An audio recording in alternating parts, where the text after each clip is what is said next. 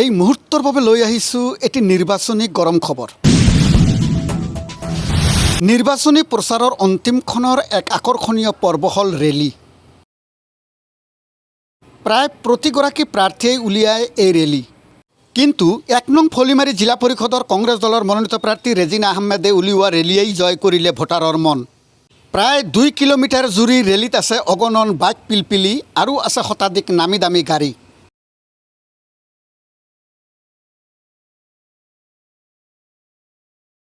চকু চৰহাবৰে কৰিব পাৰে মিছা বদনাম, অকল ভোটাৰৰ মুখত নহয় গছৰ পাতে পাতে জপিছে ৰেজিনা বাইদেউৰ নাম।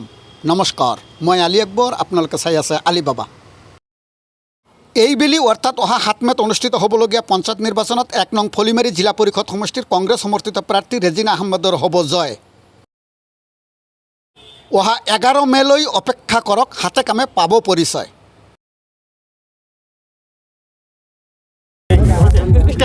নমস্কাৰ, প্ৰথমতে মই আপোনালোকক ধন্যবাদ জনাইছোঁ।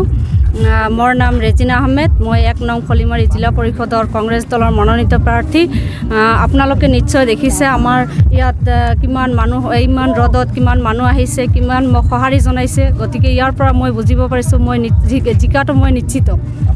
কোনো প্ৰত্যাহ্বান নাই, আমাৰ ৰাইজ আমাৰ লগত আছে, হাজাৰ হাজাৰ ৰাইজ আমাৰ পিছত আছে। আপোনালোকে চাইছে, পিছত যদি চাই আমাৰ এই লাইন একদম এতিয়াও চাপৰ পাখিৰিতলৈকে আছে, ৩-৪ কিলোমিটাৰ পিছলৈকে আমাৰ এই লাইন আছে। গতিকে এই লাইনৰ পৰা বুজা যায় ৰাইজ আমাৰ লগত আছে, ৰাইজ আমাৰ কোনো ৰথী মহাৰথী নালাগে, আমি এই ৰথী মহাৰথী। মই ভাবিছোঁ আগন্তুক ৭ তাৰিখত যি নিৰ্বাচন হ'ব, এই নিৰ্বাচনত ৰাইজে আমাক জয়ী কৰিব, নিশ্চয় জয়ী কৰিব। আমি খাটাং জয়ী হ'ম, আমাৰ কোনো প্ৰতিদ্বন্দ্বী আমাৰ নাথাকিব।